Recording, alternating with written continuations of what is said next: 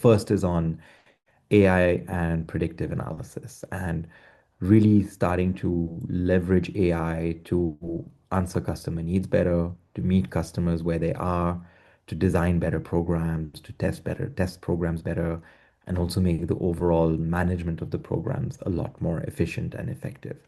So there's a huge focus from our customers on AI and to understand where this is going, what direction it's going in, and how they can leverage it to improve the way they work, but also improve their programs and improve their customer experience. The second big tech focus is on partnerships, where with the expansion of partnerships, we're seeing a big need to support our customers and the programs that they're running with ramping up partnerships and ramping them up fast enough and at scale. As partnerships become more and more localized and become a lot more democratized, programs are looking at going from doing 5, 10 partnerships a year to maybe now doing 20, 30, 40 partnerships a year. And you're going to have to need the technology that can support you to ramp those up at scale as quickly as possible, versus instead of it taking a few months to be able to do that. And so that's a big focus area from a technology perspective. And there's quite a bit that we're starting to do from a platform perspective. Our platform is fully on the cloud right now, and we can start leveraging a lot of the advantages of being on the cloud to scale partnerships much faster, but also use AI technology to set up that partnership. And so there's expectation that those will increase in speed in 2026. And finally, it's on journey orchestration. So we expect the customer need to be, I want a consistent experience no matter where I'm interacting with you as a brand, digital, physical, any channel, any mobile, whatever channel you want them to be interacting on. And you're going to have to orchestrate that journey in a consistent manner, from an end-to-end perspective, keeping their preferences in mind, keeping their context in mind, and really knowing who they are. And so big focus on journey orchestration as well next year to help drive personalization forward in a really industrialized manner.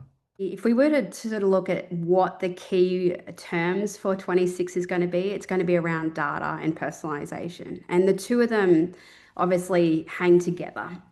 I think for me personally, and having been building software for nearly 20 years and coming from financial services, I come with a very different mindset to this, to loyalty in particular, because I come from a severely, heavily regulated industry where data has to be stored in a certain way. It has to have quite a lot of security metrics. And we hear a lot of people bandy around ISO and, safety, cyber risk. And you hear these words thrown around a lot. But one of the key and most basic things I can explain to somebody, and look, I've sat on a cyber risk panel for one of the big networks just in the last couple of years, and had a robust conversation with one of the heads of digital and loyalty at one of the banks back in Australia. But traditionally, data would usually sit in a packet that has everything stored inside of it. So when you talk about PII, which is personal identifiable information, is also pulled in the same packet as everyday behavioral data. So if we were to look at some of the recent events in aviation, particularly, maybe possibly from my home country, but you talk about cyber risk and data being penetrated all over the world. The whole idea is all that information shouldn't be stored together. It should be permissioned, and PII, that personal identifiable information, should only be granted access to at the event that it needs it. Now, to be able to create that, it needs an orchestration layer of permissions. And it's a two-way. It has to come from the user, has to hit a major service, and then it has to, relay out that identifiable information to, say, the airline, because an airline can't take a booking without knowing who you are, for instance. So I talk about this data. I talk about the way that profiles are currently managed. I talk about how we're creating our own digital identity and permission data as being definitely one of the very core foundational products for any loyalty business for 2026, is to focus on how your data is currently being stored and how it's been permissioned. Because if we look at where the benchmarks around the world are being set right now, they're being set at a level where they're increasing. So the responsibilities on organizations is becoming increasingly higher and higher every year. Technological revolution that is happening will keep everybody busy. And for us, that means an integration and embracement of that technology into our core capabilities, and making the platforms ready, resilient, and better, leveraging AI and all of the things around it. We've started with that several years back, and we'll continue that journey. At the same time, user experience is important. And again, it comes with new opportunities that you have in delivering user experience by the use of agents in various forms in the customer flows, but also in the back office flows. So those are some of the focus areas that you'll see happening in 2026 at IBS. It's probably unsurprising that I would say that kind of key technology in 26 is going to be AI and how we leverage that for our programs. Again, when we look at the key drivers of loyalty to our customers, transactional loyalty is hugely important. The financial benefits that we get, the financial discounts that we get. But as we talked about before, that forming an emotional connection is going to be hugely important. And that's driven off our personalization strategy. And so not only stitching together the right data set about our customer, but then what's the right offer at the right time through the right channel to deliver to our customers is going to be hugely, hugely important. And there's a whole host of new technology that's going to be available in 26 for us to encompass into our offering. Certainly from a visa perspective, this is an area that we're focusing heavily on. We had a product drop earlier this year where we announced a product called Visa Data Tokens. And this is all about how can we form almost like a consumer DNA of the customer? How can we take all of their spending behavior and then form real-time signals using predictive AI to get ahead of what that customer needs to purchase and when they want to purchase it? A really good example of this is if a customer was to book a hotel, for example, our data token solution can alert an airline partner that this customer has just booked a hotel. And so the airline could then bring in a flight offer to that destination. And so again, how do we leverage all of this technology to bring the right offerings to our customers? Equally, if we think about the agentic commerce journey where agents are now purchasing on our behalf, how to optimize that environment is going to be hugely important. And so where we've seen search engine optimization historically be so important for us, where a customer is on Google trying to find the right offering, this is now going to become a answer engine optimization, or AEO, which is when agents are negotiating on our behalf, how can we bring our brand into that journey as well? And so we're going to really see all of this AI technology really get embedded into all of our programs over the next year. I expect a key area of focus to be economic modeling and dynamic program optimization. Given the market conditions we're facing, tight budgets, rising acquisition costs, and increasingly selective consumers, brands need sophisticated tools to understand the true economics of their loyalty programs.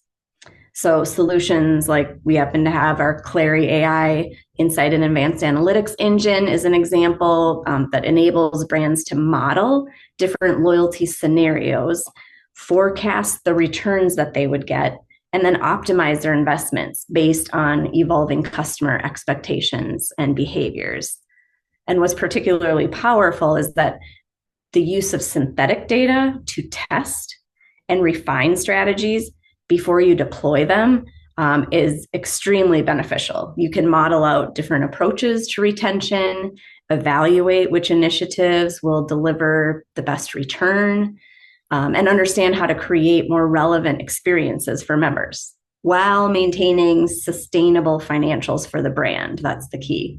So it's really a dual benefit. Members get personalized experiences and genuine value, and brands get programs that drive the desired behaviors they need to see and are economically viable long term. Our top focus area, it is mostly on AI and in the ecosystem. It's something we've been working on internally, but with a lot of power, because the AI-powered decisioning and real-time personalization, we think that it's one of the most important parts of 2026. And also the APIs first platforms for fast integration across different partners and corporate systems. As I told you before, we have a lot of new industries coming into our clients. So we need to shift that. And also the gamification engines and the challenge-based engagement, because it needs to be not only a normal type of gamification, but something that really gives the return of investments to the clients. Also, a really good trend that we've been seeing is the tokenized points and the digital wallets for the instant value. We think that it's something really important. And the advanced dashboards and analytics with each and every one of the participants of the program and of the clients. And well, mostly, but this is something we have since we started, is the security and the fraud prevention. Because, well, if you give more security to your clients, of course, they will trust you more, and that's something we can give. Technologies and features in 2026, again, you could take a pick. There are so many new propositions in the market or capabilities. Let's just cover the AI straight off. We know that that's got components, or AI components within the loyalty space are going to be hugely popular. I think that most of the challenge for organizations are going to be picking the ones that are actually going to work. Agentic AI and you putting those to useful work is something we're going to see a surgence in. There are other areas. I think we're probably going to start seeing a higher level of sort of integration into, I guess, what you could call a loyalty wallet space. So loyalty programs effectively letting go of their own entities and allowing users to kind of aggregate a single picture of where all of their loyalty is. And we know we have lots of loyalty cards, lots of loyalty programs. So why can't we take a single view? And we might see a big play in that space, coming forward. So I think those are two key to watch. One other that I will add is we haven't talked about kind of blockchain for a very long time. And I think blockchain is kind of hiding around the corner as a capability as we decentralize and regulate more loyalty, because loyalty used to be so opaque for everybody and it's now becoming just really transparent. And as that happens, the blockchain capability that could come into play could be really super powerful. So that's definitely one to watch. Technology is a really interesting one. The whole bit of what they're calling e-commerce, so the agentic part of it. So you've got two bits. One's the front end of how you engage with members and consumers, and then the other part is how you service all of that. So the loyalty operations. And e-commerce is going to just revolutionize all of that. It's starting to get there. There's a couple of people that seem to be doing things in that area. One of the interesting bits about running events is when things are working really well and a vendor's got a product that's hot, they're desperate to talk and to share what's going on, and that's only just starting to bubble through. The one group, our friends at LATAM, based out of Santiago, have been along at our events and sharing what they're doing on the AI commerce front, and it's going to be very interesting in 26. So I think a lot of people have been working on those projects in 25, and we'll start to see some of them coming through in 26. One of the things we see loyalty programs focusing on is the data. Loyalty programs are wonderful because you get really amazing data about every single customer, right? And so a lot of loyalty programs that we're working with, we're seeing them investing in building out better CDPs, and systems for them to be able to actually query the data and use the data. So at an infrastructure level, just making the data readily available for the teams to use them. A lot of companies are doing that. In addition to that, once you get there, then we hear a lot about companies wanting to do personalization much more effectively, which really amounts to leveraging that data to at an individual customer level, right? We have absolutely seen the power of personalization in that being able to figure out one of the most effective ways and one of the most effective levers to leverage your currency is to figure out what is the most optimal incentive, like points-based incentive that you can provide to each individual person to change their behavior. And it's different for each person, right? Bob might need only 5,000 points to change his behavior, but, Sarah might need 10,000 points, right? Trying to figure out what is the optimal amount for each individual person so you're not spending too much and you're not spending so little that it doesn't change anything, right? That's, I think, really powerful personalization, an example of really powerful personalization that we work on here at KYROS. But also across the board, we hear everybody's trying to do that personalization. So I think that will continue to be a big focus. I think the industry is a lot of talking about that, and we're not quite there where people are doing it at scale. But I think the ball will be moved forward in 2026, so that more companies are doing it at scale. Perfect.